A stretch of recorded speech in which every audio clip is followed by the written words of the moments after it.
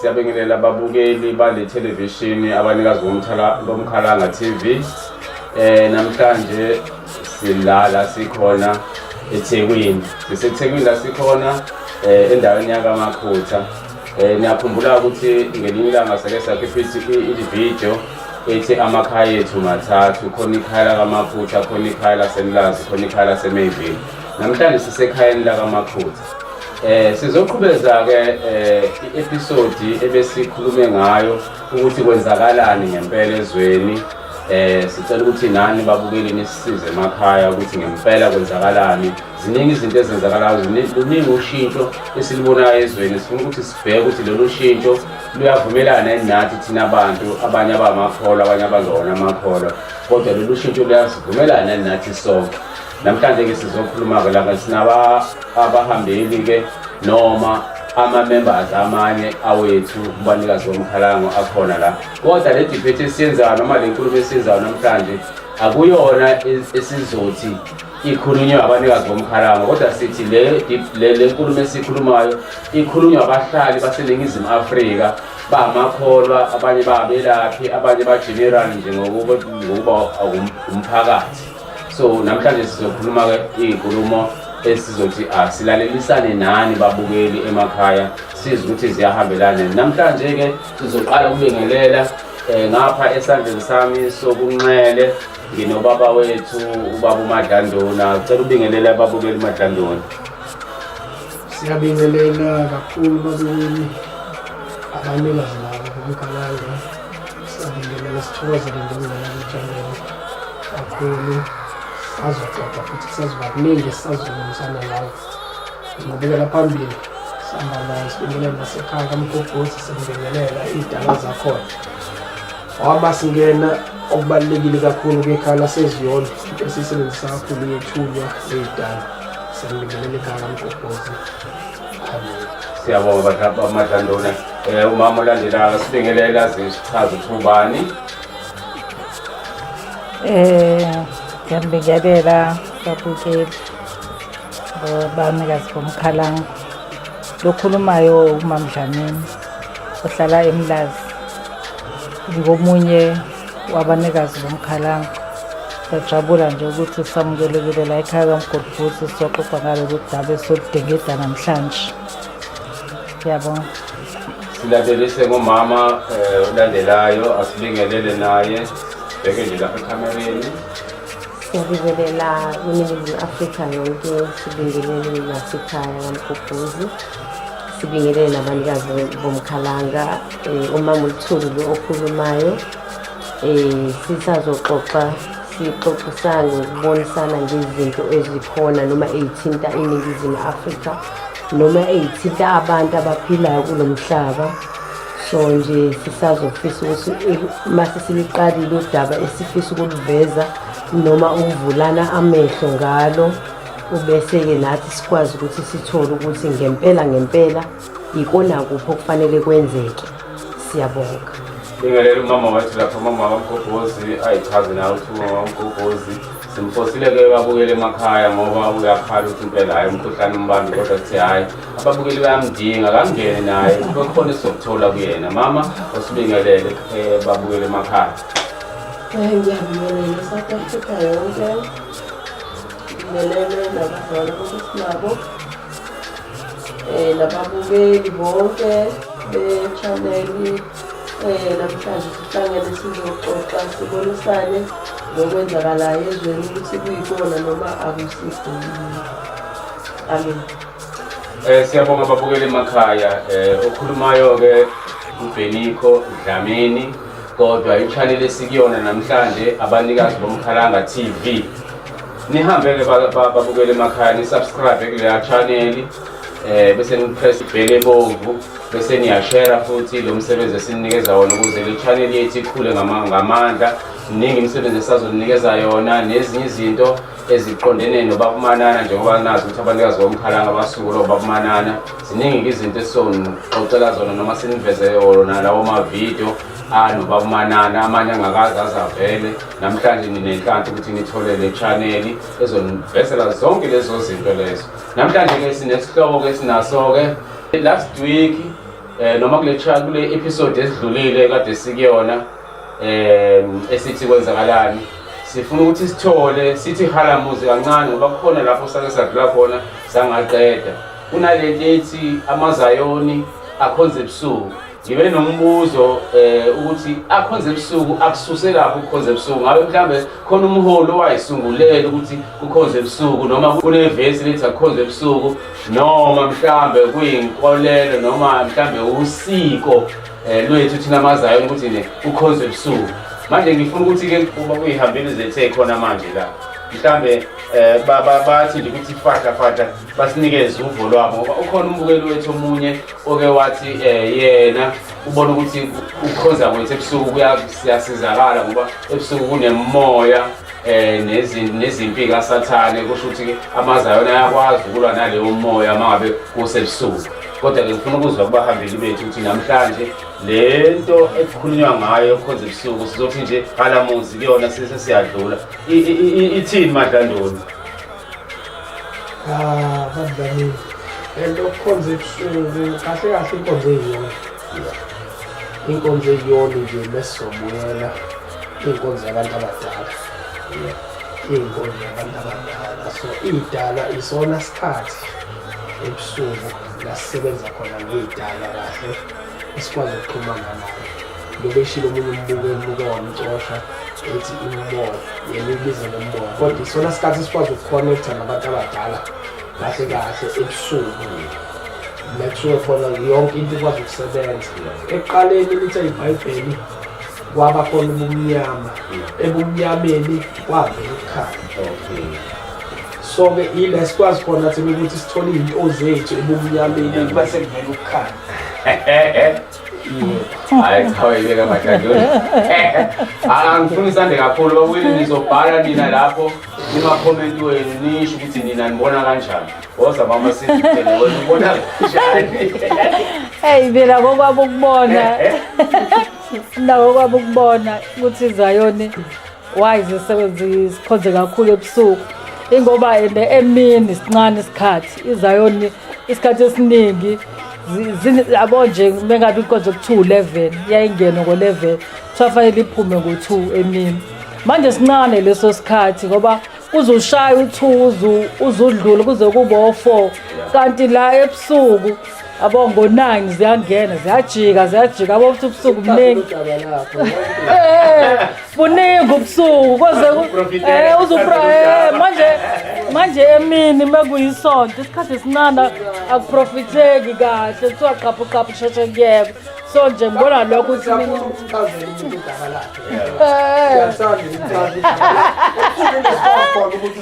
ngoba isikhathi siningi ebusuku ilokho nje ngikubonayo hayi olamuvo babukeli ngiyakuyena impela umama Dlamini nami ngithi isizathu noma imbangela ukuthi mhlambe izayoni zikhonze ebusuku zidinga lesasikhathi makuke mini vele kuba nesikhatshana esincane baningi bajaha ukuyopheka bajaha ukuyowasha bajahela ukuya nalokho kanti phela izayoni inkonzo kamoya kahle so ilaba kwazi khona ukuthi mebekutshela izinto ezinye zezinto ezisuke ivela suke kudinga ukuthi zenziwe ngabo ubumnyama vele ungeke ukwazi ukuzenza ngesikhathi sekukhanya kangangokuthi noma kuvela ikhambi bayakwazi ukuthi ikhambi balenze ngaleso sikhathi leso livelile ukuze umuntu asinde ngoba phela njengoba suke sikhonza kusuke kukhona nabagulayo laba abagulayo abadinga ukulashwa vele kanti ngesikhathi umoya oyingcwele ufika kumprofethi noma kumzalwane kulula ukuthi athi ayi manje ngidinga amanzi ngebhakede sekuyathandazwa umuntu useyaphuma esontweni usesindile mama usinikeze ngathi ngizoba nolapho seceleni wasazi ithini into yasebusuku akazi ngoba sikhule nathi impela kuhambe ebusuku kunokuthi makuthiwa kunomkhuleko emzini womuntu mhlawumbe kuyomiswa iy'mali kuthiwe akufanele zimiswe ungakashayi u12 ngoba leso sikhathi u12 isona sikhathi sabantu abadala noma isona sikhathi seyithulwa noma isona sikhathi sabantu abangasekho abasuke bemiselwe lezo y'bala. Yeah. Mawusuzofika emva kwa-12 suke kungasahambi kahle. Ikona-ke ngathi isikhathi esiningi nje sisebenza ngobusuku ngoba isona sikhathi sabantu laba esihamba nabo noma esiphila nabo noma laba esibakhonzayo. Hayi nizwele-ke babukele emakhaya sekukunina ukudicide sisalindele ama-comment kunina nisho ukuthi ngoba lesi sihloko mhlawumbe ngeke sadlula kusona kalula sisazokhomenta nani mhlawumbe manithi asibuyele kusona siphinde sibuyele kusona futhi. Siyabonga kakhulu imbono yenu bazalwane seniyibekile kodwa ngizwanga ukuthi khona inyuvesi kusho ukuthi alikho ivesi babukele emakhaya kusho ukuthi nisazokhomenta isiteke nani kwenzakalani. Cha siyadlula-ke kule ngoba bengithi nje halamuzi ngithi nje ngoba phela fanele siqale ngento esike saya kuyona kwi-episode yokuqala manje sesingena-ke nje engqithini yanamhlanje. Ngifuna namhlanje-ke bazalwane bami ikhona lento ethi ngomhla ka-23 kuzoba mnyama ezweni kuze kube umhla ka-24 waze wathi omunye ngabe ngiyamdlala la manje i-voice note yakhe ngizomdlala kodwa i-voice note yakhe bamuzwa ababukele emakhaya ukuthi uthini. Manje le nyanga esikuyo 6 September kunento-ke bonkosi ezokwenzeka ngeyi-23 zaSeptember. Njengoba kuzokwenzeka kanjena kuzoba mnyama bonkosi kuzoba mnyama hayi la ngithi eSouth Africa kuphela the whole world umhlaba wonke kuzoba mnyama ukusuka ngeyi-23 until mhlambe kufikela kuyi-25 kungenzeka ke neyi-25 mhlambe zendlule kuzobe kunganagesi kunganamini njengoba ngikhuluma nje manje ngisenda imessage kusemini imini izobe ingekho kule 4 days kuzobe kumnyama ubusuku nemini kuzobe kumnyama igesi izobe ingasebenzi ama-light emoto noma ungathi walayitha azobe angasebenzi. Uthi kuzoba mnyama ngomhla ka-23 kungenzeka ukuthi kube nawo umhla ka-24 mhlawumbe kube nawo umhla ka-25 kube u-3 days. Athi-ke yena uJesu isikhathi sakhe usefikile uJesu so silungise-ke nje oparafini namakhandlela okulayida ngoba uthi nemoto ngeke izikwazi ukukhanyisa amalanga nogesi uzobe ungekho kuzobe kune-blackout ezweni. Njengoba kube mnyama ebusuku nasemini kuyoba mnyama nje one way kusho ukuthi kuyoba mnyama nje one way. Uthi-ke yena sekuyisikhathi sokuthi-ke kufike uJesu. Mina ngifuna ukuthola ukuthi-ke mabesho kanjalo kuyiqiniso elingakanani ngoba phela mina mangibheka iBhayibheli ngokwethu kwaseZayoni-ke noma ngokwethu kwenkolo lithi iBhayibheli akekho namunye olwazi usuku liyofika njengesela ngisho nandodana uqobo lwayo izukulazi usuku. Manje angazi-ke lolu suku oselinikezwa abaprofeti mhlawumbe uNkulunkulu usejikile wayibhala ngenye indlela incwadi wathi-ke sekhona umuntu asezomthuma asho ukuthi-ke ngomhla ka-23 uyafika uJesu kanti uJesu yena ngokwakhe noNkulunkulu babethe akekho noyedwa yolwazi usuku. Uthina namadandoni lithe iBhayibheli babudlaleni ey'khathini zokugcina kuba khona abaprofethi bamanga. Kuyoba khona abaprofethi bamanga abayositshela izinto ey'ngekho. So engingakusho nje mina babudlamini amukho noyedwa olaziyo usuku ngeke kuze kwenzeke lokho. Ikuthi nje babudlamini siphila esikhathini ezimbi-ke manje la sisebenza khona ngezinto ey'ningi abantu bafuna ukuyiveza nangesikhathi esirongi ngey'nto ey'ngekho right yabo ongathola ukuthi lowo muntu yobethi mhlawumbe uthunyiwe abantu sebesebenza ngemali isikhathi esiningi ufuna ukuthi uthunyiwe ukuthi iy'banda yithengwe khona abantu abangengabo yabo push ibhizinisi so ngakuthi no nje kufanele sikulindele kodwa lokhu muntu babudlamini ngine-show siyaprofitha impela nathi kodwa ilanga lakho ngeke ngikutshela ukuthi ushona nini ngakutshela kona ukuthi babudlamini iy'nsuku zakho ayiseyiningi emhlabeni Yeah. kodwa usuku ngengitshela Yeah. so ke yiloko nje kodwa mina ngiyakusho ukuthi khona umuntu ophusha ibhizinisi phusha ibhizinisi la Namakhandlela. This namakhandlela.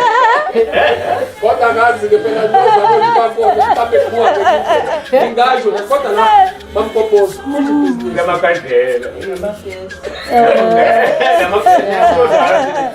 Namagesi. Ngoba ngeke sikhona uyakhumbula ukuthi sezathengiswa bakuzamini nokunjani amakhadi kwathi uyigubhu zinjani sayenza sahamba sayorejista impela njalo mamola phela wahamba emva kwalokho akhomba umuntu wavalela ugesi sikhokhela abanganawo ugesi nanamhlanje sithengayo sithengela nabangawuthengi akuzange kube khona into eyenzakalayo emva kwalokho so nje nami ngiyacabanga ukuthi le hayi amampunge nje uqobo lawo kodwa-ke phela asazi uhulumeni osiphethe bakithi asazi uhulumeni osiphethe beka iveze ingane bakuzamini ngoba kwasekuqaleni abazivezi ukhipha i-voice note wayifika kuma WhatsApp group ukuthi idluliswa lento idluliswa le. ukhala nokuxolisa umzulu Hayi unamanga yena lo muntu.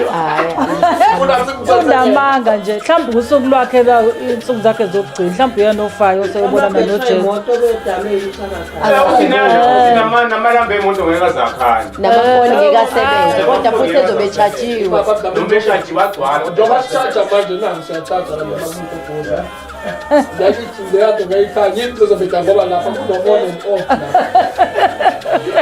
wapheliyo leso sikhathi ikhathi ligcwele ezovukusa ikhanya Hayi unamanga.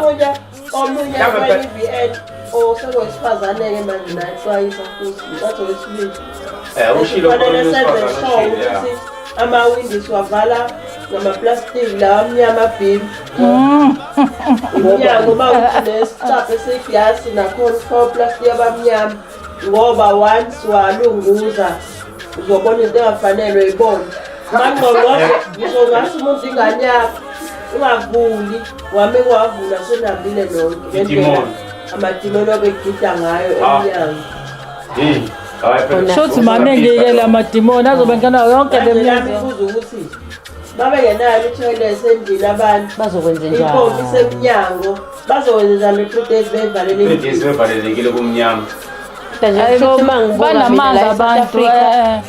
abantu Khona le- bafuna ukuthi singahlaliseki kuleli zwe sihleli kulona umuntu ehlezi esaba ngoba uke wabona phambilini kuke kwaphuma ama-VN noma iy'memezelo ezithi abantu base laba abanye bokuhamba ngababizi ngalamagama abizwa ngawo laba bokuhamba baney'ndawo la bafihle khona iy'bhamu sekufune sibakhiphe la barente khona ngoba laba bazofikela kubona nabadayisayo sibaxosha ngoba kuthiwa sizodutshulwa sibulale bafuna ukuqotha imbokodo nesisekelo wonke umuntu besehlalele evalweni ukuthi ngempela lento izokokobe besho ukuthi endaweni yokuthi sezikhona ibhamu itholakele bayatholakala futhi endaweni yokuthi shuthi nje angazi kule South Africa ukuthi kwenzakalani angazi kodwa phela vele kushuthi nako lokuzwi loNkulunkulu ngoba lalishilo ukuthi umhlaba uyobhubha sodlana sodwa usogcina siphekana ngiyasola ukuthi nako kona kuyangenelela kodwa futhi manje basebenzisa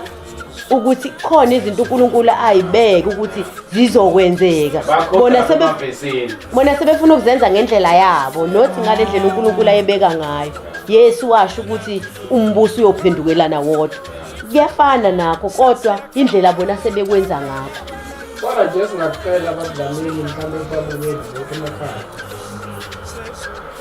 njengabalaphi thina bendabuko abadlamini abayeke yabona umprofethi lo basebenzisa bangcolisa igama lethu prophet amanga amanga nomculo nje abayeke abantu ukusebenzisa igama labaprofethi bangcolise sihlonipha kakhulu thina abadlamini ziningi izinto singazenzi esingayigcini siye esontweni siya esiyigcinayo sazi ukuthi la asamba umuntu gcina unyawo lakho lapho uyendlini kaJehova manje mebezodlala ngathi ayikho lento eshilo kubukile yabo and why engayivezi umbuzo wami lo why engayivezi yabo because kumesha into kuye kwaba no-2000 la kwathiwa khona kuzoba nemini emnyama yezange ibe khona ngokukhumbula kahle sawusiqhamuka sesiprofithela wanquma ngisho idate akayiveze simazi hayi uNkulunkulu ngempela ulwa ne-heritage futhi hayi ufuna yilento le lokuthiwa ukutrenda yabo bafuna udumo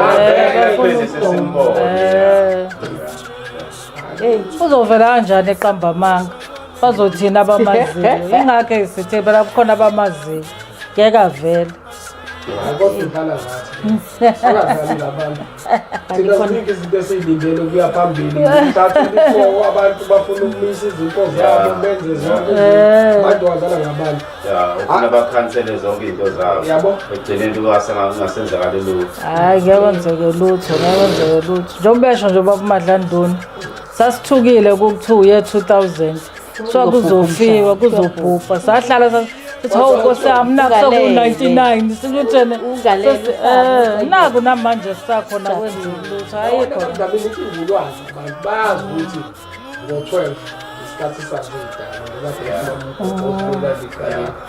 manje basibamba lapho akukho umnyama okuzoya khona imihla nje yokuphela siyilindile kuphela manje mina-ke ngifuna ukuthi thola ngoba phela ngithi thina la e-South Africa siphethe sinohulumeni njengoba siphethe sinohulumeni la e-South Africa bake basho ngoye 2000 ukuthi kuzoba kanjalo so leyo nto leyo emthethweni wase-South Africa ifana nokuthi abantu uyabasabisa umuntu osabise umuntu wenziwa njani emthethweni wase-South Africa njengalona nje manje uma ngabe kungasenzeki ngomhla ka-23 sekuvele kuba nje normal nje ngomhla 23 sikwenziwe njani ethiweni yena lowo muntu lo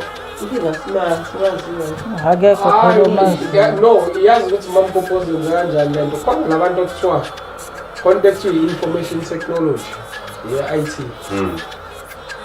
iy'vula buchopho zale South Africa bangamtrace abamthola angatholakala kalula yabo nje ibone sesingabanikeza ukuthi bayathanda ukumthola noma bathanda ukumthola kodwa ngalapho nje babudlamini mase kuya ngelona-ke lo usho umthetho kuyilo ukuthi section ba uthini ukusabisa nje abantu ukusabisa umphakathi uthini yabo mina ngimele ngikusabisa nje uMadlandoni ngikusabise fana bambe umangalele ukuthi uDlamini ungisabisile nginofakazi wami ongangifakazela ukuthi uDlamini ufike wangisabisa yes sengihleli ngase sikhotha lapha angisahleli kahle angisaphephile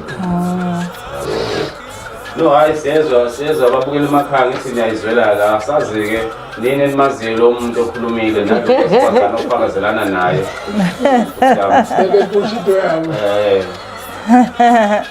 hayi babukele asazi-ke babukele ukuthi-ke uhulumeni yena njengoba siphethe e-South Africa uthini uma ngabe kunjena kunabantu abasabisa abanye abantu abaphila ngaphansi komthetho kahulumeni wezwe laseNingizimu Afrika uma ngabe ngempela ningasabi imnyama ngo-33 uya phambili socela ngithi uhulumeni asibhekele lo muntu socela nabo ubaba wethu omkhulu ubaba uMkhanazi asiphenyele lo muntu lo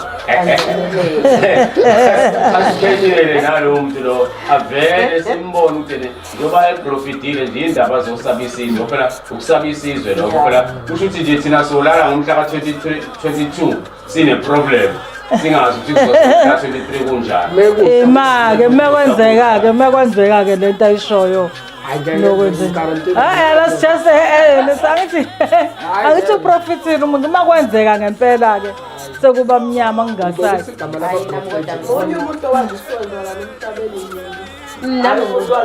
ngibona nami kanjalo ukuthi uyazi ukuthi-ke lento ngogesi-ke uyazi mina bafethu uma ngabe ukuthi ngempela lento iyenzeka kuyofanele ukuthi ngempela ngalelo langa iBhayibheli livaliwe lafezeka nje akusophinde libe khona into ethiwa iBhayibheli ngoba phela into eyayishiwo iBhayibheli ukuthi akekho namunye oyolwazi usuku ngisho nandodana uqoba ezokulazi usuku so uma ngabe ukuthi khona into eyenzeka kanjalo ukuthi-ke liwumqambe manga neBhayibheli ngalelo langa so bese sibona ukuthi iBhayibheli liwumqambe manga kuvaliwe akekho nosewukhonza sohlala kanjani kumnyama kungakhanyi uyayibona leyo nto leyo ayikho into enjalo eBhayibhelini phela kuzokhanya after 3 days angithi kusho No, njalo. mina ngidayo. Cha uthi yena sekubuya uJesu. Hayi. Maye kuyini uJesu kusho ukuthi uzokwenzani Angalibona uJesu kwathi uJesu kwathi uzolanda ibandla. Oh, sho sofa Uya song. kaJesu uzolanda ibandla. Wena kusho ngomla 23 uyafa wena. Ungcono ngoba sofa kanye sonke akekho ozokala. Asiwufa sonke abanye bayohlwitha nabathi masobe sikaphila ngo-23 kusho ukuthi siyohlwithwa yabo. Sihlwithwa kanjani? iBhayibheli linale lithi uma kuza uJesu kuyoqale kuhlwithwe labo abangakuyena abamkhonzayo yabo abenze kahle kuye Bafe. babeyohlwithwa Wahlwithwa kanjani? uhlwithwa nje usophambana yabo. Bombe basuka bokwenza njengo-Eliya u-Eliya wasuka lana wathi wakhuphuka yabo. Oh, sondiza. Sophasi sohlwithwa nisho njalo eBhayibhelini sohlwithwa. Kodwa neBhayibheli lisho ukuthi wayilona libuye lithi kanje ngoba phela liyasho uNkulunkulu wenza isitsha sokuqala esokuqala safela esandleni waphinde wabumba esinye. Okusho ukuthi ngeke kuphele ngabantu.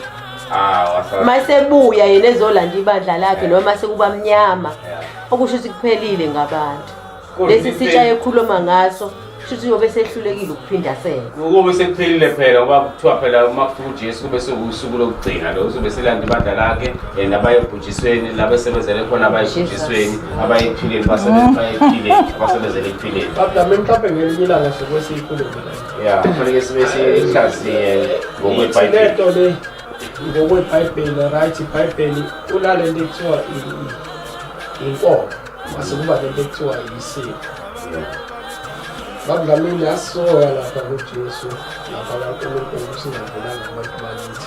Leyo sibe sikhulume ngelinye ilanga. Yeah, isihloko sangelinye ilanga. Kodwa soqala la.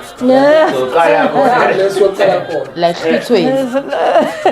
la ekutheni Kuthi isihlwithwa siyaphi? Kuthi isihlwithwa siyaphi? Azofika zositulela. Abantu bethi lokho bamnyama. Into yokuqala ngesoqala yona. Mawusuka la ulobhekana namacala akho nezono zenzile abantu bakini jezele ngokuqala. Before siyonkulunkulu lapha yana. Manje wathi uma ungahloniphanga la emhlabeni Ayibambe amadami ngona leso sihloko sangelinye ilanga nababukeli bawufuna bakhomente ngalelo langa sesifika sesiphuma. Webani? Hayibo. Hayi wonakele la sikhona. Ule kakhulu. Ejule kakhulu.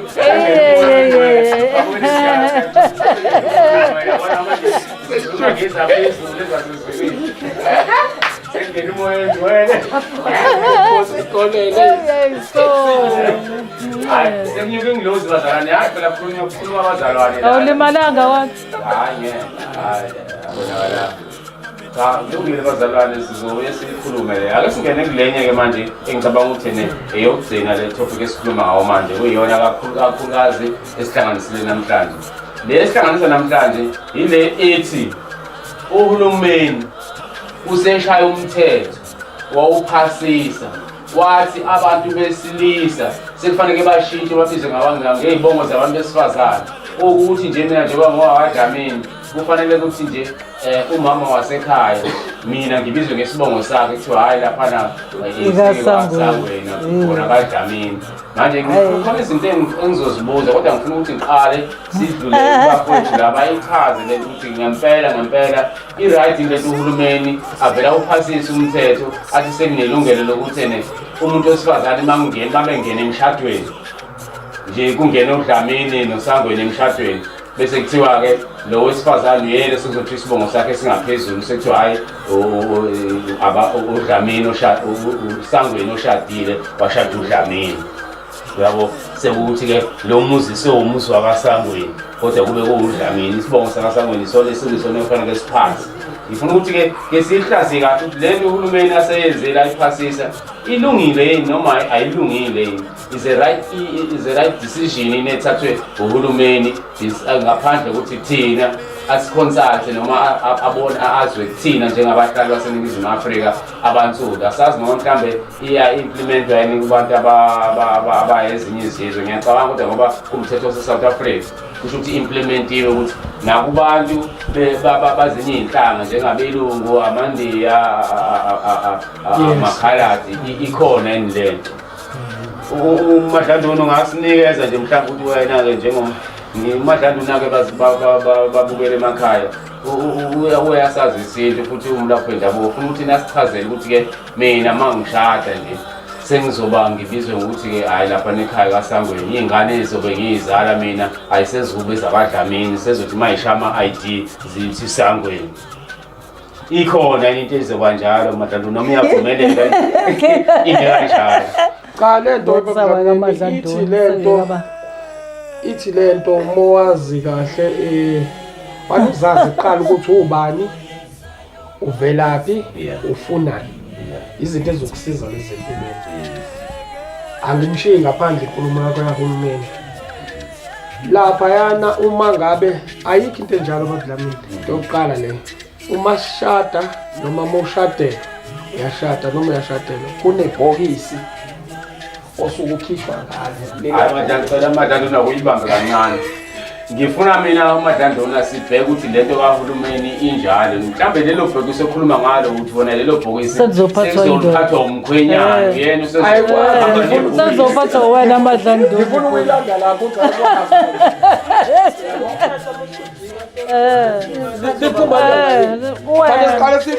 Okushuthi thina solobona, Madlanduna ake ngibuzeke uma ukuthi umama lo unamandla mhlambe let's say usebenza phesheya noma usebenza endaweni lapho ehola khona 300,000 ngesonto noma ngenyanga wena mhlambe usahola u10,000 noma u15,000 ngenyanga umama unamandla anakashadi uyena osefuna ukuphatha umthwalo wonke manje umshado athi nje ngizohambisa amalobolo kwaNthuli bese senza zonke izinto kwaNthuli ngamandla ami noma abaDlamini ungaba namandla kangakanani.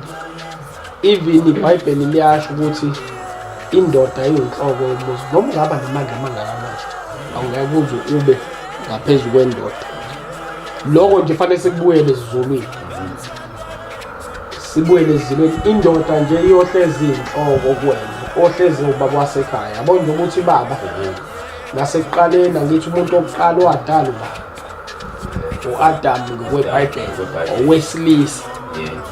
Angifuni sibuyele eBhayibhelini kodwa ngibizama ukuvezela ukuthi umuntu ohlezi hamba phambili kwakhisha ubhambo kuyena noma unganamandla angakanani umuntu kodwa kwakhisha ubhambo. Angifuni sibuyele eBhayibhelini kodwa umuntu owalalisa ubuthongo uAdam.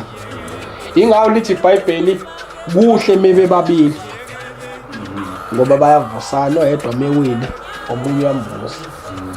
Kodwa phela Madlanduna singabuyele eBhayibhelini. Uthi uhulumeni sekuzoba njalo soshayiwe lo mthetho hayi ukuthi usaqatshanga. Sekuzokushintsha Madlanduna. Kulungile kodwa samsana uzoba inhloko Madlanduna kodwa uzobiza ukuthi manje lapha sezozakhumana. Shintsha fana nishintshe ibongo nonke nje manje. Uzoba usiphiwe Khumalo usesiphile Luthuli.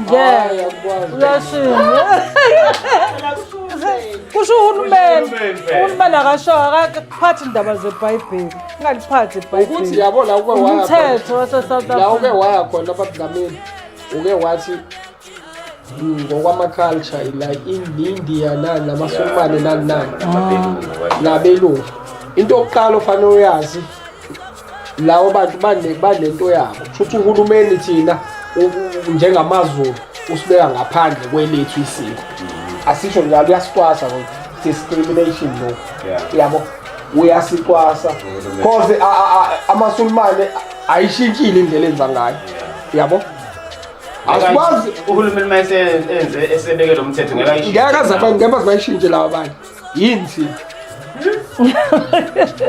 Phela uhulumeni akabekelanga amaZulu noma amaSuthu abeSuthu noma amaTswane noma amavenda lo mthetho. Ubekele isizwe sonke saseNingizimu Afrika. Ukuthi umthetho oshawe eParliament ukuthi baDlamini uzobuya uhlale nami futhi nasibuyisa. Ushayela amaZulu mina ngisho njalo. Cause laba abanye ngokweculture ngeke bazayishintsha i-culture le esiyishintshayo thina usiko lethu amaZulu ukuthi wazi ngani manje ngeke bayishintsha abelungu wazi ngani 100% sure. Babudlamini ibuke lento isibongo vele uyazi ukuthi mhlawumbe ukuthi ngeke ngize ngivele deep uyazi ukuthi umnotho ngokwelo ntonjana isulumani liyawugcina nani ngeke kuyibongo mhlawumbe bona bevele besebenzisa kanjalo ngeke ngize ngiye deep kodwa ukuthi wena njengoba ukhula manje mamdlamini mawukhula uNaidu amandiya nje amaningi muthi uyabheka uNaidu Gavende wathi isibongo mhlawumbe ziwu5 ngeke uzuyithole eziningi ngiyakulinganisela lawo bantu ngeke bazibashintshe entweni yabo abayenzayo bevele beyenza yayizwa lo uhulumeni thina uyasicindezela ngasho njalo kodwa ke ngoba isiphasile ayikho into esizoyenza bemhlabeni kodwa nje ngiyacela mina ukuthi kubabukeli singahambisani naleyo nto ukuthi sishintshe siyongena ezibongweni because uma kuthiwa Dlamini wena nje ubudlamini wena usuke uvusa umuzi wababa wakho kahle awufuneli umuntu uvusa nami ngivuso wababa nami ngivuso wakithi ngivuso wakithi awuthi babudlamini kuzofanele ngamloboli angiveli yena ozolobola ngizolobona nje Mandlanduna ngizokulobola uyena ozolobola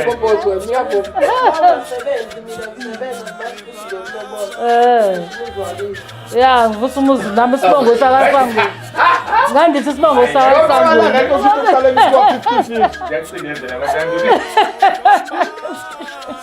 ayiyona inzima-ke le ndaba inzima ngoba ngibona akukho esesingakwenza njenge-South Africa because kuthiwa sewuphasile kodwa inzimana ngibuka uwumuntu wesifazane ushadile wena oguqayo oguqela ubaba njengobaba wasekhaya bathi asingabuyeli eBhayibhelini iBhayibheli kodwa lithe ubaba wasekhaya uNkulunkulu wasemhlabeni okusho ukuthi ubaba usezokhonza mina ngoba phela mengimthatha ngimbuyise ekhaya ezobona ukhumalo mina ngizohlala kusofa ngifunde iphepha lezo ubaba ufuna pheke angifuna dala indima ekade ngobulotsholiwe hayi mapapasa kazayithani nanokuthi lalelo yazi ukuthini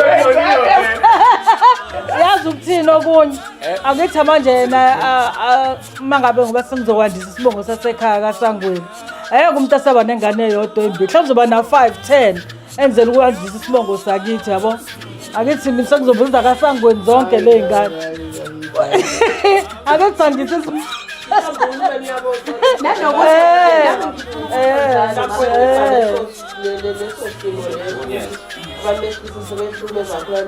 yes akekho abantu besilisa abathobela thina amadoda futhi kwaBhayibheli alivalwe ngoba phela iBhayibheli lithi thobelana amadodela ngesizwe hayi thoba sizothoba nina phela manje yini leyo ngithobe mina ngifisa nje ukuthi ngiphuke ukuthi uhulumeni lento ayenzile njengoba esho umama uGubhusi ngala uhulumeni uyenze enenhloso lento ukuthi uma uthi uyabheka izinto eziningi ezibuhlungu noma enzima zikubantu besifazane nami ngiyibuze nje kumuntu wesifazane ukuthi mangase kuthiwa indoda iyakhulelwa ngaba njani bheka umuntu wesifazane uyakhulelwa 9 months funa apheke funa clean funa asebenze funeke abheke zonke izidingo zikababa njengoba zinjalo aphinde abheke izingane ekhaya kanti kubelungu abelungu isikhathi esiningi banako ukubambisana noma ngingengigcile kakhulu ukubona but ngeke ngibone ngoba ngisebenza ngapha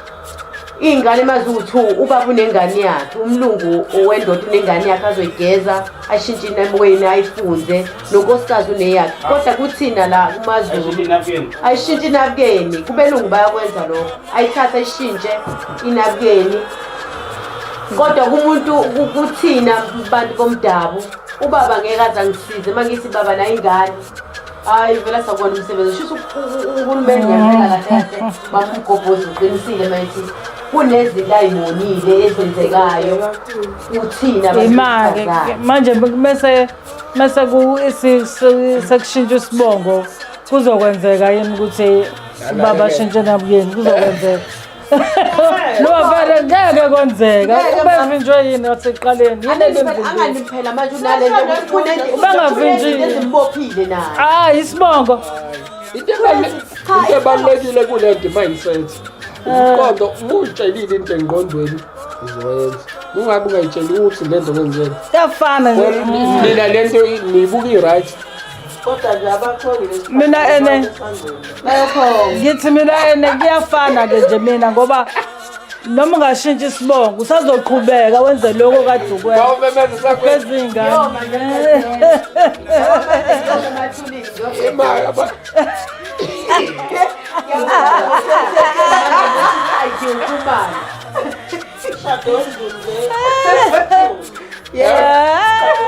Uyambo Yeah. abakongi bayoma. Bayakamkhuphuza baya. Umkhulu. Omama. Ngoba kuyithini? Ithini esamba? Ithini esamba?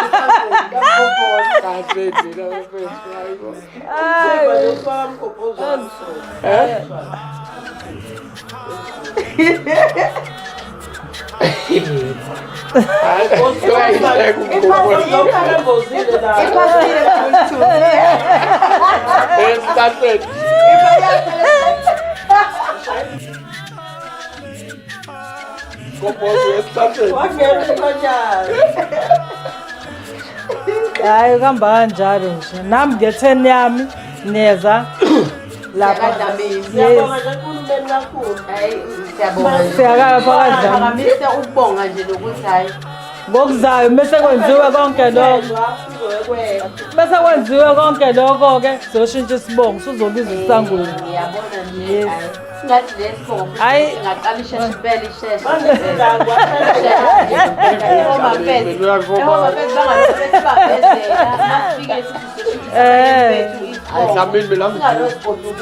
Hayi akushiya uvuma kuvunywa la. Kusho uhulumeni. Hayi uthi uyavuma uyaphika. Kwenza into eyodwa. Uhulumeni uthele uhambile zonke izigaba. Khona isigaba sesintu, khona isigaba sesikolo, khona isigaba se-Ikhweni bamaSulumane inkolo yabo. Ama-Muslim. Khona isigaba sawoshembe. Uyihambile zonke lezi zigaba wabheka amasiko akhona ukuthi ahamba kanjani noma imibhalo ebhalwe phansi elotshiwe ukuthi abantu bakhona abaphila nhloboni ezibathathela isinqumo sokuthi bazoshintsha iy'bongo abantu besifazane basebenzise abiy'bongo ungasebenzisi iy'bongo zabesilisa. Ngoba phela le nto izodala ukuthi kube khona hhayi ukuhlukumezeka lokho enikhuluma ngakho manje nikushoda kuzoba wesi kunakuqala ngoba uzothi uthi uzohlala nomuntu mhlambe 2-3 months avuka asho ukuthi hayi cha phela mina ngiyindoda yizwe elojolile. Mina ngikulobolile Yabo. Kodwa ngamandla akhanawo uzosho ukuthi hayi phela ngeke.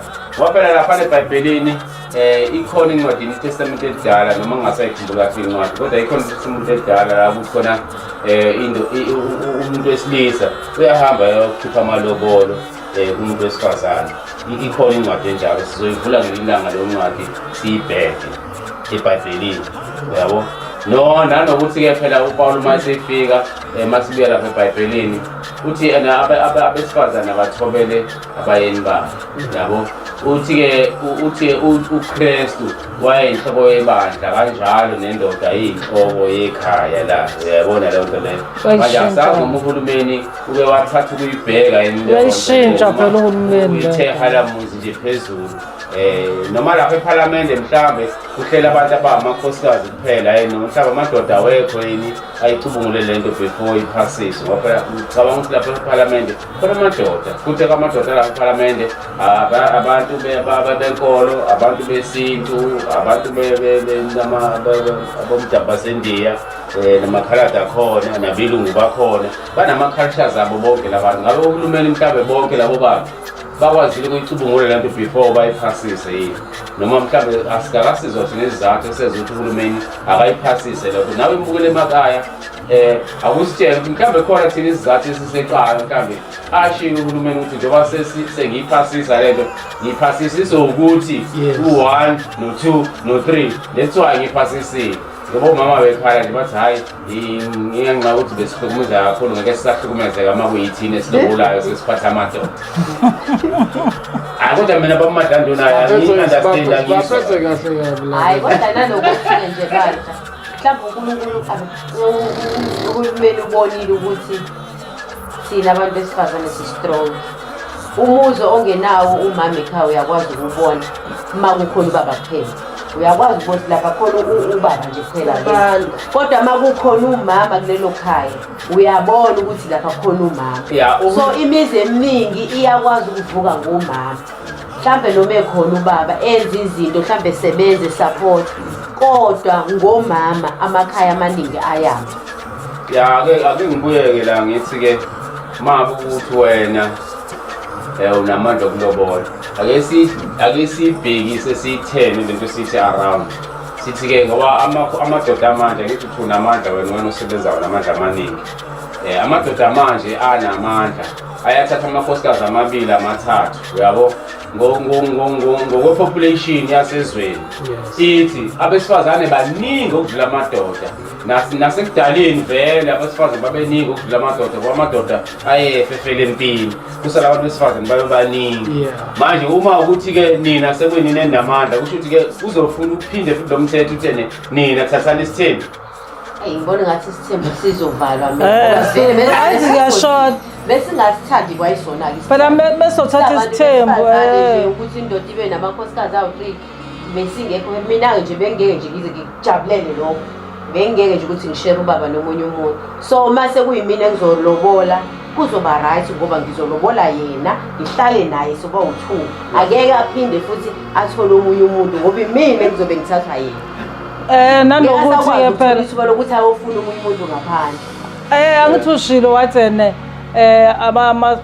abesilisa abancane kunabesifazane manje bese sithatha 2 shuthi baningi abangeke baganwa abesifazane feke umuntu abe na1 nje 1 ngithi manje phela sekuvaleka lento yokuthi abesilisa bakwazi ukuphungula noma banelisa abantu besifazane ngoba abantu besifazane baningi ezweni uyabo bakwazi ukuthi bathathe isithembu uma benamandla ukuthatha isithembu. Isithembu phela hayi ukuthi si-wrong isithembu inkinga ukuthi umuntu uma ngabe namandla futhi ezokwazi ukusiphatha kahle isithembu sakhe uyakwazi ukuthi asithathe isithembu ngokahulumeni sivumelekile nangokwesintu futhi sivumelekile uma ekwazi ukusiphatha. Ukhumbula ukuthi eBhayibhelini uSolomon wayenamakhosikazi amaningi ngoba wayecebile uhulumeni uSolomon wayenemali eningi noDavide naye wayenamakhosikazi amaningi waze wathatha nonkosikazi womuntu wayothatha lo muntu yomfaka empini ukuthi asheshe ahambe emhlabeni ukuthi akwazi ukuhlala nalo nkosikazi.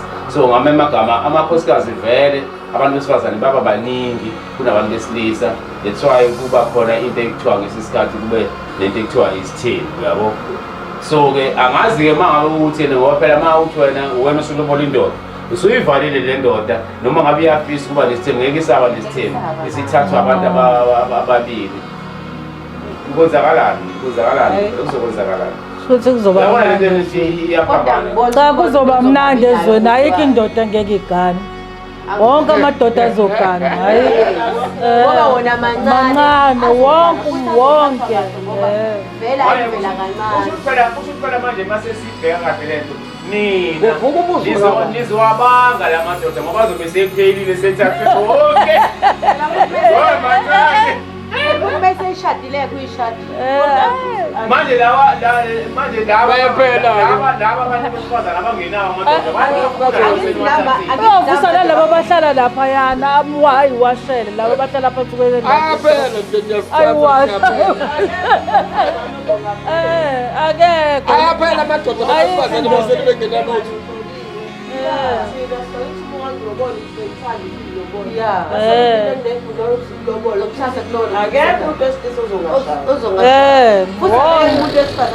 akekho ukuthi uyabheka manje kunemizi khona usile yabo uyazi yabo la bantu bebaningi ufuna intando yeningi afuna ukuphuma futhi no-ANC akafuni ukuphuma uzama ukuthi abantu besifazane abaningi ufuna ivoti libe liningi lizekele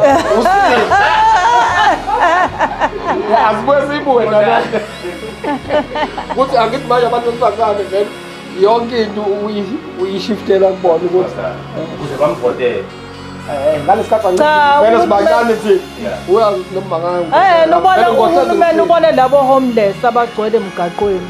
Khona baningi amadoda awo-homeless la emgaqweni. bekhona abantu besifazane Bekhona abangena uzothatha ayowasha uyiwashele. Akekho umuntu wesifazane ongazabe nayo indoda. Manje mase nibathathile abantu besilisa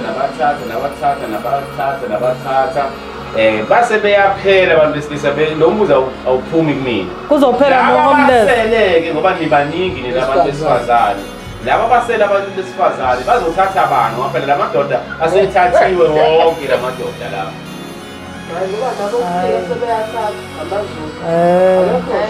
Ayekho zoshona. Sizothatha bokufika. vele bakhona vele sebeqalile Vele khona bayayithandela bona. sebeqalile. Kuwukuthi abanawo amandla ukuthi benze something nanokuthi noma kuthiwa unayo imali umuntu bengekho lula ukuthi amthathe amngenise endlini athi mina nawe siyashada manje yabo manje sebezokwazi uma beyitholela vele nabo bazoba nayo nemvumo yokuhlala kahle-ke la ngoba bazothathwa umuntu wasela e-South Africa kushuthi usenepemithi yokuhlala se-right. Ngeke ngabo nje ubugebengu lo ngeke usaba khona lo okwenzeka lapha edrobheni hluthwa abantu-ke laba abafana laba abagcwele laba aba-homeless ngeke besaba khona. Mani phela umuthi wami abesifazane baningi zohambe uyotomula laphana wonke umuntu athi umetomula ayiwashela ahlale ekhaya ufice omunye uyithathela uhambe umwashe uhlale ekhaya akho umuntu ozobanjwa inkunzi eThekwini. Kanti nina umuntu ozokwakha umuzi uma kuthi mhlawumbe indoda kuyona isiphenduka umuntu wesifazane sizokwakha umuzi kanti uvele uthathe nje nomuntu ongezukwazi ukwakha umuzi Uzowazi phela yini ezomvimba Vele phela Yini kwafanele ezomvimba? kuhambe umuntu ostrong, umuntu wesifazane. yini ezomvimba yena imizi Ngoba ngoba phela- ngisho naye lo muntu usuyabuyela emuva manje angithi wena uthe uma uthathe uthulu yena sezophekwa yena sezowashwa yena sengisho khona ukuthi uzobe nalo leli khono lokuyenza lento yonke lento uzobe umcoshe emgaqweni uzobe nalo leli khono kophela uzobe nalo phela abakhubazekile labantu bayaphila Kuzomfundisa. uyoqala phansi umwashe uzoqala umwashe phela kuqala Yabona siyavuma ni strong kodwa hayi ukuthi kodwa nisibongole. bakhona kodwa-ke ngale kokuthi nje uhulumeni uyiphasisile lento bakhona abakade noma bekwenza abantu bengaboni bakhona besifazane ukuthi bayasebenza babambisene nomuntu wakhe futhi bavumelene ukuthi hhayi mama kuyashoda ngoba naye uyimisele ukuthi hhayi ngifuna ukuthi kube usofasilahlane wami athathe athi nakho ufake iqinisa iphakethe ethambo lobona uthola ukuthi mhlambe indoda yona le enikiwe imali ukuthi iyolobole emzini abantu iyona esiney'mpiki ikhohlwa ukuthi yanikwa unkosikazi imali uthola unkosikazi seyakuveza ukuqala ngakulobola bekuvele kwenzeka ngale kuyimfihlo so mase uhulumeni esekudedela icela sibaningi abazokwazi ukuyikhethela umuntu athi ngiyakuthanda okusho ukuthi mhlawumbe usengakwazi ukuthi umuntu wesifazane ukuyishelela indoda lento ekuqaleni-ke endulo kwakuthiwa iyihlazo bangabushela indoda kodwa-ke ziningi izinto engicabanga ukuthi zingaba nendida phakathi ngoba phela uma ukhumbula kahle umuntu wesifazane njengobaba uMgobhozi athathe umama la ekhaya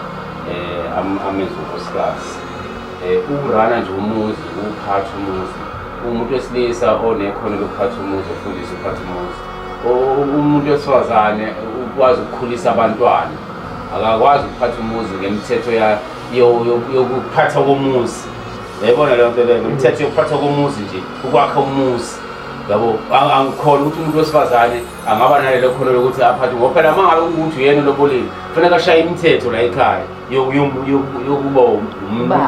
yokuba ubaba yabo angazi noma ama-qualities akhona ama-qualities akhona wesilisa angasebenza o-21,000 kodwa akwazi ukumela ikhaya izinto ey'ningi zazomuntu wesifazane mina nje uMgobhozi wafike mhlawumbe liphela isonto kuphela 2 weeks engazi khona into esengiyenzile ngale enkulu uyozabone ngolunye usuku habe sekwenziwa njela yini umuntu wesifazane yena akukho emqondweni ukuthi aphethe afuneka kwenziwa no-2 no-3 yonke into isemqondweni umuntu wesifazane hayi uqinisile uMgobhozi nje ngimseke nami kancane lapho kufana noma ubaba esebenza njengobesho uyazi ukuthi uma umuntu wesifazane ubaba ukakhiphe mhlambe asinawo u-1,500 ngiyalinganisha noma u-3,000 athi hamba mama uyothenga ukudla yena uma ehambe yokuthenga ukudla angathenga ngalo 3,500 or imali leyo ikhiphile angathenga ngayo yonke but umuntu wesifazane uyakwazi ukuthi acoshe kube nemali ayithukusiwe uthi uyafika ayibo kuthenga omakethini amasha uthi uyafika ayibo lesi sicapha ngeke sesishintshile usethenga isicapha usibonile ukuthi asisalungele ukuvala ubaba uma efika nje uzofika azi ukuthi ngimnikile umama imali ngimnikile umama so ubona imizi eminingi iwa konakala mose ubona umuntu wesifazane mhlawumbe isikakhulukazi kulabantu besifazane abathanda utshwala benemizi wokubona kukhona umuntu wesifazane ophuza utshwala kukhona ubaba esebenzayo ukufika endlini ungaboni noma indlu kube ngathi indlu yendoda indoda miyisebenza engekho umuntu wesifazane ungafika ngisho ikhethini lelingena kungekho khethini kuyiwindi uyafika umbhede awekho amashidi okudlala kodwa imali unayo indoda inayo imali kodwa ucabanga ukuthi iyadlula into leyo wabona amaduveti yabona imqamelo uthola ukuthi lale ndololwaneni kodwa unkosikazi uzobuka ukuthi la mqamelo usekho right abuye nomqamelo indoda isiyafika iyalala hawu kwa-comfortable manje mama kwenzakaleni yabo so into ey'ningi noma ngakuthiwa indoda inamandla angakanani but ayinawo amandla okumele umuzi kusho umthetho wezulu umthetho mhlawumbe indoda nje siyawahlula Ngingakho simthatha. Simthathela lokho. Sesizothatha nenabo. Sesizothatha nenabo. Kade emagaleleni bazomeneja. La nje masithi ngiyapropose la yonke into la akuhle sihlale sodwa la ngisho neBhayibheli ngizomeneja ngoba anikwazi ukumisa amakhaya. Ngeke sikwazi isona isizathu phela sokuthi sithathe. Kodwa ya phela ngithi ke mangabe iBhayibheli sizofunda kahle eqaleni kwathiwa umuntu wesifazane umsizi womuntu wesilisa ne so umuntu wesilisa mangabe lakhe ekhaya ulanda umsizi njengoba esho baFadlando ukuthi umuntu wesifazane uyimanager so uyena afuna kabona umuntu wesifazane abone ukuthi ene oyisipuni sesifile kufanele ngofuna isipuni amasosi asemancane kufanele ngofuna amanye amasosi yabo ikhethini alikho kufanele ngofuna ikhethini ngithi uyimanager la ekhaya Ngizobuka njani nabaFadlando usongilobolile mina kufanele ngibuke manje isipuni awunayo le khono uzobona kanjani ngiyabuya ngithi kabe sinifuna azikho ngizobuza baba babulithula ifuni ngiyabuya ifuni azikho bakhumalo sikepha ifuni khumalo shose futhi ngeke sithi ukhumalo sothi umakhumalo ngoba phela iBhayibheli naye lo ushaya umthetho ngicabanga ukuthi umuntu wesilisa naye uvumile ukuphasisa osayinela lo mthetho lo uthi ke phela ngoba umuntu wesilisa yena kwathiwa uzoba umphathi wekhaya then njengoba umphathi wekhaya uzohamba aye emasimini ayolima ayokwelusa ayofuna inyamazane ayilethe ekhaya kudliwe ekhaya then lo wesifazane ubheka ikhaya nabantwana ukuthi ke lokho osekufike nobaba kuyanela ukuthi kudliwa abantwana yilo umsebenzi womuntu wesifazane ukuthi abheke la ekhaya ukuthi kuhamba kahleni nalokhu baba afike nakho asebuya lapho ngaphandle akulethile njengomnumzane wekhaya kuyanela yini la ekhaya kuyadleka yini makushoda asho ukuthi baba ufikile nakho ukudla impela kodwa ngathi khona la kushoda khona aphindile emasimini ubaba ayolima ayofunda ayolelusa lapha ey'lwaneni zakhe ahamba emahlathini ayofuna iy'nyamazana abuye nazo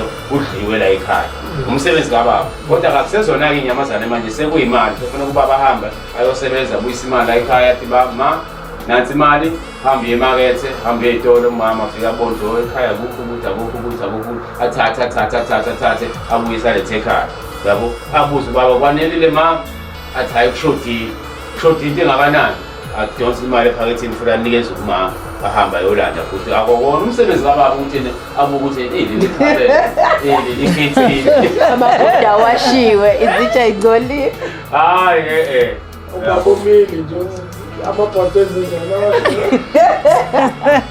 kodwa-ke iningizimu Afrika siyayikhuluma nje nathi sikhuluma kodwa mina hayi angivumelani nabomama cha ngeke intshebe le uNkulunkulu wayakhaza ukuthi yande intshebe yabo so akufunakali sithi yene senze lento eyishwa abantu ukuthi indoda nje ngelokuzana kodwa awukho umsebenzi wakhe yabo but umsebenzi wesilisa ubekiwe uNkulunkulu ubekile futhi sadala ukuthi sibe umuntu wesilisa futhi umuntu wesilisa uyena ofike kuqala emhlabeni asikwazi ukuthi uhulumeni asiphendukezela athi kanje aphendula amatafula athi kanje uhulumeni akasiyena uNkulunkulu uhulumeni uhulumeni so akanikeza amalungelo abantu besilisa baqhubeka ngendlela abaqhuba ngayo futhi yethina esintwini hayi asihambisana nalokho futhi-ke nasekukholweni asihambisana nalo ngoba iBhayibheli sesikufundisa lishona nalo ngale alukho lapho lifuna ukuthi lisilahle khona njengabantu besilisa lisathi nje umuntu wesilisa uyinhloko yomuntu wesifazane uma ngabe kuthi yena kunebandla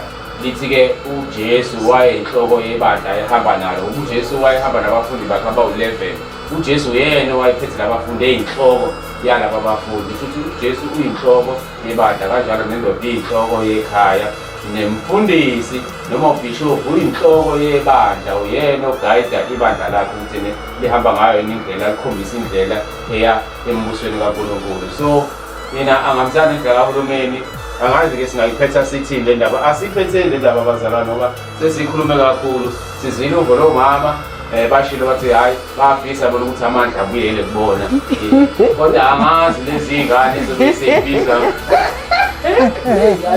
lezi ngane zobe kanje bakudamini kakhulu eNingizimu Afrika singasebenzi bona ngathi uhulumeni ubekile umthetho awubekile lungile vele ngesilo umthetho wakhe kodwa nje asingagudluki osikweni lethu asingagudluki esintwini asihlale nje wewe madandona sisalapho ngoba bengithi siyavala kodwa umadandona mayevesa lokuthi nasingagudluki osikweni lethu uma kwenzeka babukele emakhaya ethi uhulumeni yena ngokwakhe uma lo mthetho kuphela iminyaka ethize mhlawumbe let's say iminyaka emihlanu noma iminyaka eyishumi le nto ingenzeki ngendlela efanele efunwa abantu besifazane ebese eshaya omunye umthetho esethi umuntu ophula umthetho okanje uyavalelwa noma uyajeziswa kuzokwenza kanjani madandona asobhekana obhekana nemigalo yomthetho asikwazi ukusuka elomnganeni esikweni lethu kulungile siyavuma bangasinobola kodwa esintwini sethu kunezinto lapha ecaweni kuyathethelelwa kwenziwa zonke izinto siyabona kunezinto abangeke bakwazi ukuthi bafinyelele kodwa ngelinye ilanga siyobuyela kulelo kodwa nje esintwini sethu asingagudluki kulungile uhulumeni siyamvumela indlela eyenzekayo kodwa kunezinto ey'dinga ubaba njengenhloko ukushiswa umthetho ukushiswa yonke into kulungile sobuye sibuyele futhi kulokho kodwa nje ukuze sizokwazi ukuya phambili lana into engicabanga ukuthi ne-channel esiyivulele yona noma uyivulele yona bakuvamile ukuthi sikhulisane ngokomqondo okubalulekile ukuthi nje izinto zonke ezizenzayo siyiqaphele siyiqaphele nje bakuvamile singagudluki esintwini kuyosiza kakhulu lokho nabeza ngemva kwethu kuyobasiza because uma sasuka esintwini sethu ayikho into eyolunga mina ngabashoya naloko ababukeli ukuthi noma ikuphi elikuthathayo kodwa singasuki esintwini sethu lelo gcina lakho babumama umgobhozi hey yamuzima le ndaba Abansana bakhonyana. Kodwa-ke phela usimeni meseshile usuke seshile Manje angibuze mbamba umgobhozi usho ukuthi uhulumeni waseshile useshile akuve ukuthi mhlambe abantu abasazolobola wena usulotsholiwe washadwa kuthikani kuyona le nto ufuna phela ukushisa ngisamtshela ngithi hayi asibize sambili engathole sakhe lapho-ke le-right ukuthi hayi esiyoshintsha-ke manje mbala Imkhuba yasezweni. Yayizobabuyela imkhuba yasezweni. Imkhuba le. Wena bakithi iphathi ayi lolu daba lo la lunzima lona lunzima kakhulu Kodwa ngoba-ke sesiphumile isimemezelo sekufezwe konke. Mina engingakusho nje njengabantu abamaZulu, ngoba phela abayeni bethu thina sikakhulukazi sengishole nanathi-ke thina sesilotsholiwe, sekukhona izinto esezenziwe. Vele mhlawumbe ngesisaba nawo amandla ukuthi siqale phansi siyolobola. Sekuyikona nje leso sibongo ukuthi-ke sesingabonisana nobaba ukuthi isibongo asishintshe. Kodwa ebengingakusho-ke ukuthi sibathobele abayeni bethu bakithi, nabo basithobele. Noma sesibalobolile sibathobele, sinikiwe i-freedom. Kodwa sibanike nayo indaba ukuthi phela obaba bakithi, ngoba vele phela nawo obaba babekhona nasendulo babethotshelwa.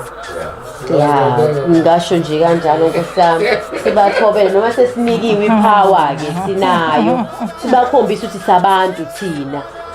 Asinampi into ebesiyizele emakhaya abo noma emzini yasemakhaya abo ukuthi sizobalekelela bavuse ibiziyo baba babo. Besingezile ngodlame besingalwi, because khona abaningi abathola ukuthi abahlali kahle emzini ngey'nkinga ababhekana nazo. Ngiyabuka nje mase kuthiwa nje ngibiza uKhumalo, ngase nginawo ngisho ne-right yokumthatha ngiyohlala naye kaKhumalo ngoba uzobe sebize sami isibongo, okusho ukuthi sengiyaniphuca, sengiyabaphuca umndeni wabo. Kanti phela umndeni bakithi ubalulekile umndeni wethu njengoba iwu-2 kanje idalelwe vele ukuthi ibe u-2 ihlangana.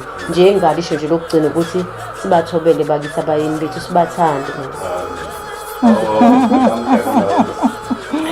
Hayi bebe yangihlekisa. Mina iyangihlekisa kakhulu le ndaba kahulumeni nalento yakhe le yokuthi sekufanele kushintshwe izibongo. Asazi kona empeleni ukuthi yini eyenza ukuthi asho njalo.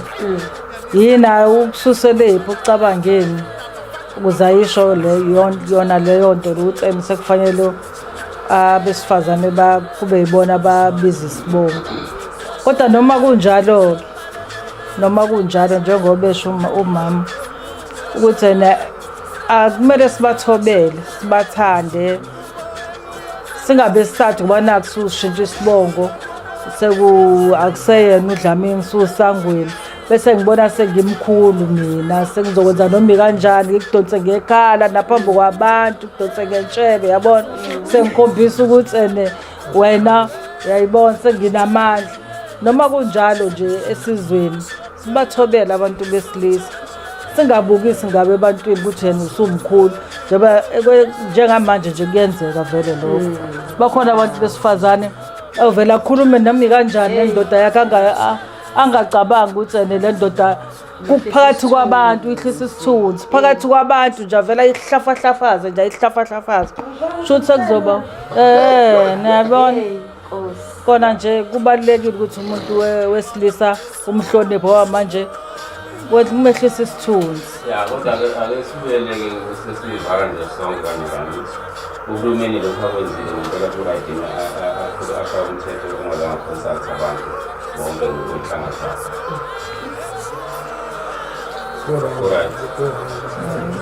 Kodwa phela ngoba la uhulumeni ayimele singalibeka igama lethu unabantu abonisana baronge labo bantu ukuthi bangakwazi ukuba nombono ukuthi asiqale sibuye zonke ukuthi bonke abantu bazogculiseka. Kufanele aqale abaze ebantwini kuqala, abuze ebantwini ukuthi ngikanjani makwenzeka kanje. Okay, babukele emakhaya sesizwile ngicabanga ukuthi nani ngizokhomenta la nisho ukuthi kwenzakalani lapho sihambe khona sabaphalaza ukwazi ukuthi nisibuyise nisiqondise nisibeke endleleni ngoba ngithe la ekhaya la sikhona kukaMgobhozi bakuMgobhozi behind the scene awubuni nje uphawule vele ababukela emakhaya bazokuzwa ukuthi uthini usho nawe ukuthi wena usivalela kuliphi ibhokisi uma sikhuluma lenkulumo le awusinikeze nje lapho bakuMgobhozi. Ngiyabingelela kwabukeli bonke eSouth. Ya Mina lodaba lolu engakusho nje ukuthi ukuthula kancane. Ukuthula kancane. angeke indoda ihlale ekhaya kuyosebenza umuntu wesifazane ngoba kusho ukuthi phela umuntu uma eshiya isibongo elotsholwa umuntu wesifazane kusho ukuthi kufuneka obekwenziwa umuntu wesifazane kwenziwe indoda obekwenziwa umuntu wesilisa kwenziwe umuntu wesifazane futhi mina uma ngikwazi uyosebenza angisezoya kosebenza kuyosebenza mina ngihlala ekhaya yena ahamba yosebenza abuye ondlini washo amanabukeni ekhaya kodwa futhi indoda ngeke ikwazi ukuyeza kodwa futhi manje ngokwami ngibona eqhaza kakhulu ngoba phela futhi nemshadi izophela futhi akekho umuntu ozovuma ukuphazwa umuntu wesifazane yabo uNkulunkulu wakhe umuntu wesilisa wamakhambi omfanekiso wakhe wabe sethi uNkulunkulu umuntu wesifazane indoda uNkulunkulu womuntu wesifazane so manje egcineni futhi uNkulunkulu wendoda umuntu wesifazane akwazi yeah so manje uyakhatha namanyana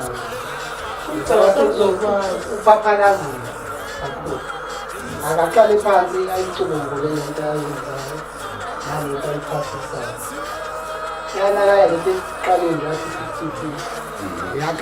yaqala lapho umuntu wesifazane manje uma umtshela naye ufuna ukukutshela ekugcineni uma ungehliwe landoda futhi ngilekile leyo so manje uqhubeka uyayikhathisa asazi baba uMgobhozi asazi baba uMgobhozi ngizwile kancane uthini mhlambe uma uhanjena senziwa umuntu wesifazane osebenza umuntu wesilisa ahlale ekhaya kodwa ngokwempilo yanamuhla sekufanele basebenze bobabili ngoba izinto zamanje sezi-too expensive awusakwazi ukusebenza umuntu oyedwa uma kusebenza indoda yodwa izinto azibhalansi kahle ekhaya kufanele nomuntu wesifazane ahambe ayosebenza kulesi sikhathi esiphila kusona ukuze ngoba nabo bafuna nabo ubukhazikhazi emakhaya abo mhlawumbe ifenishi beyihle mhlawumbe umuzi ushintshe ube muhle yabo so kufanele ngabe nepower nahamba ayosebenza uyabona njengamanje nje abantu besilisa abasha abasebasha abasamthathi umuntu wesifazane ongenawo ama-qualifications athize ozokwazi ukuthi ayosebenza bakhe naye i-future ephezulu ephakeme ukuze bakwazi ukufaka iy'ngane zabo ema-university ngoba sekuyabiza kwi-university i-university sekukhokha abo-40,000 50,000 khokha e-university manje uma kusebenza umuntu oyedwa ezokwenza umuzi aphinde futhi akuthenge ifenisha endlini enze yonke into aphinde athathe ingane ayise e-university kuvele kube kusinde lokho so ngicabanga ukuthi kulelo phuzu lokuthi abantu besilisa kofanele ukuthi babuye bahlale emakhaya kusebenza abantu besilisa mhlawumbe singalibuka ngenye indlela esikhathini sanamhlanje kufanele balekelelane bayosebenza ngisho ngabe kuthiwa kunebhizinisi ekhaya ninesitoro noma ninanhloboni ibhizinisi kufanele kumama eze ebhizinisini azofaka isandla kusetshenzwe kwakhiwe imali ukuze kuphileke kahle emndenini iy'ngane uyabona omunye umuntu esake sasebenza naye thina emsebenzini wayethi yena kwakhe uma ungena ngapha endlini uhleli la ma ehleleni ekamereni umama wakwakhe uma ngabe efuna ukumlethela ukudla ngale uyamfonela ngoba ngendlela indlu enkulu ngakhona uhlala emzini omkhulu kanokusho so akakwazi ukuthi umama noma ingane ayimemeza ayibize bayafonelana besendlini ngaphakathi efuna uthi nje ezakhe ingane uma zisegcekeni zidlala i-Boerewors zidlala ingqathu kanje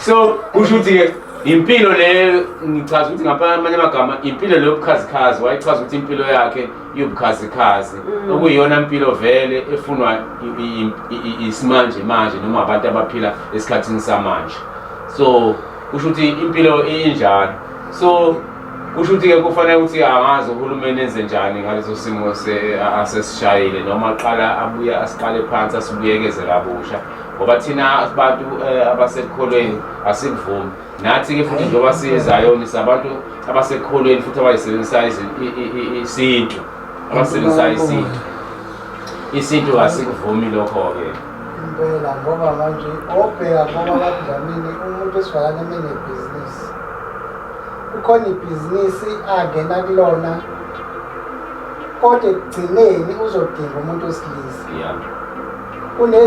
Kunamabhizinisi adinga amandla omuntu wesilisa.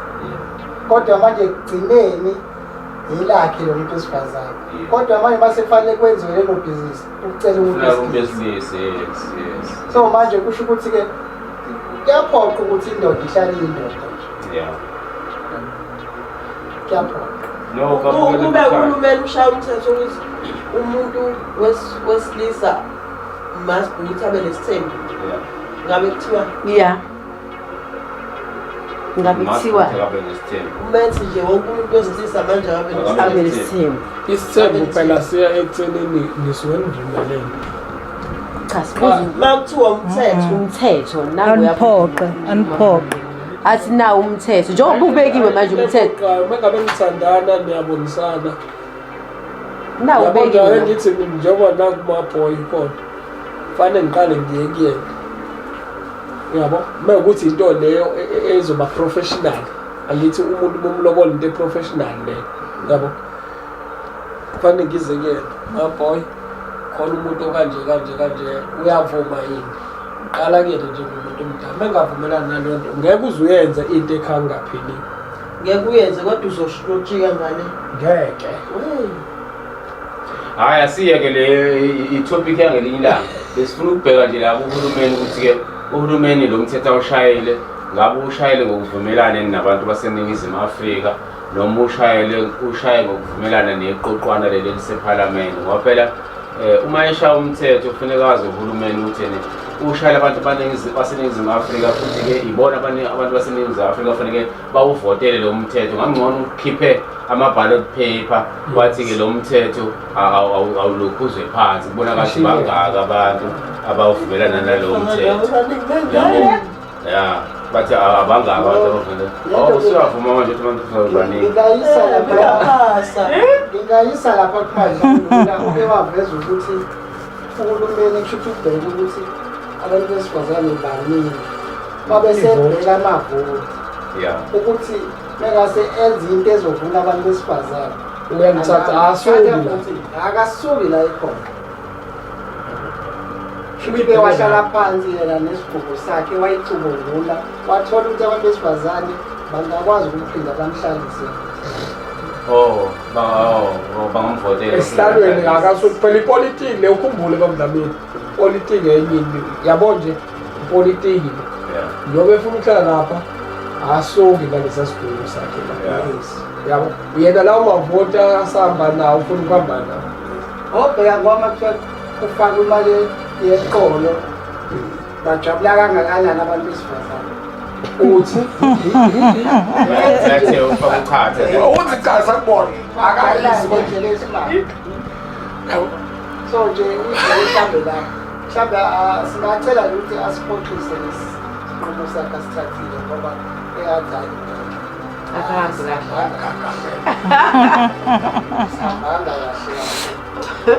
uthi awufuna ukubiza umsomi babukela emakhaya siyathemba ukuthi nizwile umama ukuthi bathini nezwa obaba ukuthi bathini sizwile umama ukuthi ngathi bayayithanda kodwa kunembandelanyana ethize nabo abayibukayo kuyona leyo nto mase kuyela ngasekutheni umuntu ohlonipha abantu so sicabanga ukuthi uhulumeni kufanele ayibuyekeze kabusha ayitadishe kabusha kodwa-ke asiyekile ukuthi nina babukele emakhaya nifake i-comment yenu nisho ukuthi nina nibona kanjani niyavumelana nalesi simo or nivumelana nabo omama labo basesichaze ukuthi umambani ukuthi nayi niyavumelana nomambani uqinisile mayesho kanje sibeka mina-ke babukele emakhaya ningakhohlwa ukuthi niyasubscribe kulolu hlelo niyalike futhi niyashare uhlelo lethu labanikazi bomkhalanga sengishilo futhi ekuqaleni ukuthi-ke le nkulumo esiyikhulumayo akuyona iqembu labanikazi bomkhalanga kodwa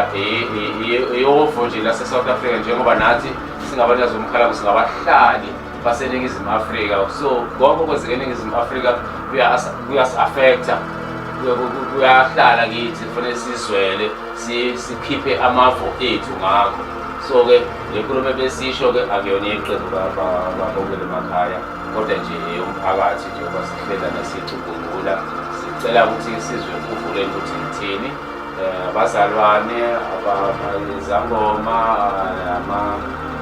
inyanga abaprofeti nonke nje bafethu ni-comment nisho ukuthi nithini ngale nkulumo esikhuluma ngayo. Ngizothanda ukuthi-ke bakuMadlandoni wena njengomuntu osebenza abantu kakhulu ngiyacabanga ukuthi abantu sebeke bakubona bayakwazi awuphinde futhi usho ukuthi yena utholakala kuphi kanjani futhi usho ney'namba zakho ngoba ngifuna ukuthi kule channel abantu bangakwazi ukuthi yena ila kanjani wenzani. Thina-ke nje bazalwane siyayikhonzela siyishayele lo msebenzi waka-TV. Ngibonge kakhulu bakulameli isikhathi sakho, ngibonge umndeni bakaMgobhozi isikhathi sawo sihleli sibonisana nje ngodaba. Ngicabanga ukuthi ababukeli nabo bazolithokozela bakomente. Siyabonga kakhulu lo Makhosi abamaziyo uMthuli Madlandoni odume kakhulu eMgababa eduma ngokuthi uyagulela umuntu laqala khona ukuduma ngoba lento babuDlamini ngeke ngayisho mhlawumbe uqala ukungishutha hayi ukuthi ngangisabisa ngayo into eyenzeka ngempela into-ke mayenzeka ngempela ayikhohlwa waduma kakhulu engathathi imali yombhulu umuntu ekade embhulelile amtshela ukuthi wena imihla yakho semncane emhlabeni hamba washona-ke ngempela umuntu-ke. So asiphiwe ukuthi kodwa babuDlamini sigagule usuku kuyenzeka nje uNkulunkulu mesehlisele sigagule kodwa nje waduma kakhulu lapho. Inamba yami engitholakala kuyona kuseyiyona leyayishintshi sengila ey'ntabeni zasemaphutha manje ithi 060 355 6364 angiyiphinde futhi 060 355 6364 siyatholakala nje kulezo y'namba. Bawufuna nokugula ngocingo siyakugulela ngocingo sikwenza konke nje akukho esingakwenzi. Sibonga kakhulu emndeni kaMgobhozi ukubona bamsinikeza isikhathi senu endaweni ukuthi nikwazi ukuthi nama-break sesibusile leyikhaya kaMgobhozi isandla nenyama. Siyabonga abanikazi bomkhabanga, siyabonga abafowethu ike-right sizohlangana ngeyi-24 ngiyobe injalo nje ibheke phansi ebumnyameni ngidlane ebumnyameni hayi babukeli emakhaya nizwelele ithelevishini le yabanikazi bomkhalanga ngomhla 24 sizobe siyogida isikhalanga-ke njengoba abanikazi besikhalanga sobe siyogida isikhalanga eNgonyameni emcimbini okuthiwa i-Heritage Day ozobe wenziwe eNgonyameni. Lapho kube khona amaciko amaningi azobe ephefoma khona noma edlala khona okungaba njengobaba uGadla obabuDlamini Black baningi nabanye bazobe bekhona bazobe bephefoma lapho eNgonyameni. Nathi njengabanikazi bomkhalanga sizobe sizokhombisa ukuthi-ke siyiZayoni kukhona esikwaziyo ukwenza senzele umphakathi ngoba phela umphakathi okhona manje uthanda wonke amahlelo, uyathanda amaciko ashaya isigini, uyathanda iZayoni. Nathi sifuna ukuthi sibe khona lapho semndeni omunye nalabo bafowethu abazobe beshaya isigini okuthiwa omaskandi. Ezinye-ke iy'hlelo ezobe zikhona eNgonyameni ngomhla ka-24 eNgonyameni. Umcimbi uqala ekuseni ngo-9 kusho ukuthi-ke ngo-9 wena ubusukhona ehholo yakhona eNgonyameni. Sizoveza kuthiwa yini advert la kule channel nibone ukuthi-ke kuzokwenzakalani eNgonyameni ngalolo suku. Sibonga kakhulu-ke babukeli emakhaya ukuthatha esakuseni nibukele lolu hlelo. Ningakhohlwa ukusubscribe ni-like nishaye ibhele ebomvu lapho ukuze kuthi noma sifaka ividiyo noma yinini ifike kuqala kuwena ekhaya futhi-ke niyishere ividiyo yethu esiyikhiphayo namhlanje. So kuthiwa ama-guest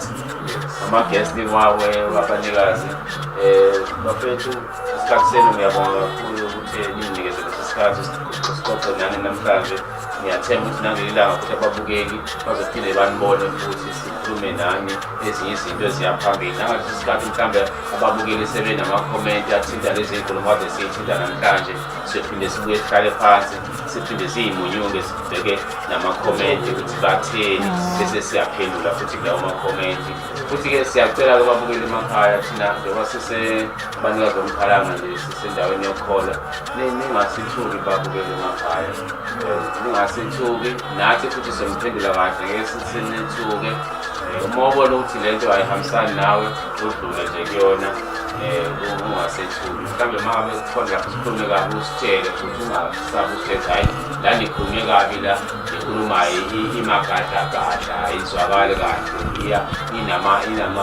inamagabane iyalumela ningasabi ukusho lokho ngithi-ke mina babukela emakhaya uDlamini lokhuluma manje eBenikho nisale kahle emakhaya siyabonana ngokuzayo kwi-episode yesithathu i-episode yesibili le esikhuluma ngayo ukuthi kwenzakalani kwenzenjani emhlabeni i-episode yesibili yesithathu iyalandela sisale kahle ngokubukela emakhaya babigama lakho babigama lakho babigama lakho babigama lakho babigama lakho babigama lakho babigama lakho babigama lakho